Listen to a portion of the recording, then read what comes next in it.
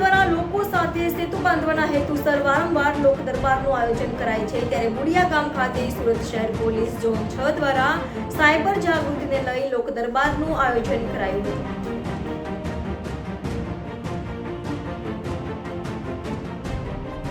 લોકો પોલીસ સાથે મળી કામ કરે અને પોલીસની કામગીરીમાં સાથ આપે તે માટે સુરત પોલીસ દ્વારા સેતુ બાંધવાનો પ્રયાસ કરાય છે, જેના અનુસંધાને સુરત શહેર પોલીસ ઝોન 6 દ્વારા એક કદમ સાયબર ક્રાઇમ જાગૃતિ તરફને લઈ લોક દરબારનું આયોજન કરાયું હતું। બુડિયા ગામ ખાતે આવેલ રામજીવાડીમાં યોજાયેલા સુરત પોલીસના લોક દરબારમાં નાગરિક હિતે સુરત પોલીસની પ્રાથમિકતા હેઠળ કાર્યક્રમ યોજાયો હતો, જેમાં ઉચ્ચ અધિકારીઓ સાથે મોટી સંખ્યામાં નાગરિકો હાજર રહ્યા હતા। સાયબર ક્રાઇમ ફાઇનાન્શિયલ ફ્રોડના જે વિક્ટિમ બન્યા હોય, જે ભોગ બનનાર હોય, એમણે સાયબર ક્રાઇમ બન્યા પછી 1930 હેલ્પલાઇન નંબર જે છે, નેશનલ લેવલની હેલ્પલાઇન જે છે, એની ઉપર ફોન કરતા હોય છે અને એ ફોન આધારે જે તે સંબંધિત અધિકારી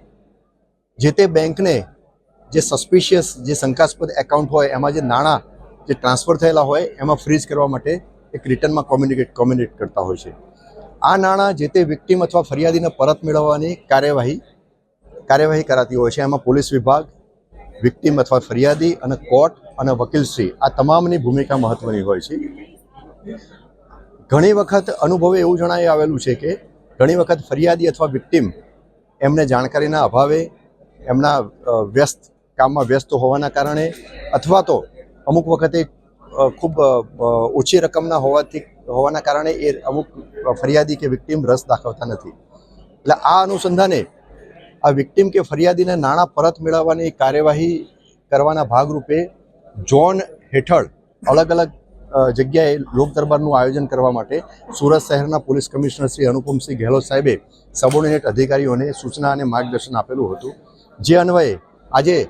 ઝોન 6 હસ્તકના પોલીસ સ્ટેશનના એક લોક દરબારનું આયોજન ડીસીપી ઝોન 6 આદરણીય શ્રી રાજેશ પરમાર સાહેબના અધ્યક્ષ સ્થાને રાખવામાં આવેલું હતું, જેમાં ડીસીપી ઝોન 6 રાજેશ પરમાર સાહેબને સિવાય એસીપી જે ડિવિઝન ડી પકીલ સાહેબ, સરકારી વકીલ શ્રી ડોબરિયા સાહેબ, પોલીસ સ્ટેશનના ઇન્સ્પેક્ટરશ્રીઓ, કર્મચારીઓ, જે વિક્ટિમ કે જે ફરિયાદી વિક્ટિમ બનેલા છે એ લગભગ 113 અને અન્ય નાગરિકો તેમજ અન્ય પદાધિકારીઓ પણ હાજર રહેલા હતા। સ્થાનિક પોલીસ સ્ટેશન લેવલે ઇનિશિયેટિવ લઈ ફરિયાદીનો કોન્ટેક્ટ કરી અને પેપરવર્ક તૈયાર કરી પૂરું સંકલન કરી અને 113 ફરિયાદી અથવા તો જે વિક્ટિમ કહી શકાય એમની અરજી તૈયાર કરવામાં આવેલી। એમાં સંબંધિત વકીલશ્રીની સિગ્નેચર લઈ અને પૂરું પેપરવર્ક કરવામાં આવેલું અને આશરે 29 લાખ જેવી માતબર રકમ આ જે તે વિક્ટિમ અથવા ફરિયાદીના એકાઉન્ટમાં પરત મેળવવાની કાર્યવાહીના ભાગરૂપે આજની કામગીરી કરવામાં આવેલી, જેમાં જે વિક્ટિમ કે ફરિયાદી છે એના સિવાય પણ ઘણા નાગરિકો હાજર રહેલા। આ સાયબર ક્રાઇમ ફાઇનાન્શિયલ ફ્રોડનો જે ભોગ બનેલા છે એમને નાણાં પરત મેળવવાની કાર્યવાહીની સાથે સાથે આજે સાયબર ક્રાઇમની જાગૃતિ મેળવવા માટે પણ હાજર જે જનતા જે છે, નાગરિકો જે છે, એમને ડિટેલમાં બ્રીફ કરવામાં આવેલા છે અને એમને એક ગુજરાતીમાં જે પોલીસ વિભાગ તરફથી તૈયાર કરવામાં આવેલું છે મટીરિયલ, એ પણ એમને પ્રોવાઈડ કરવામાં આવેલું।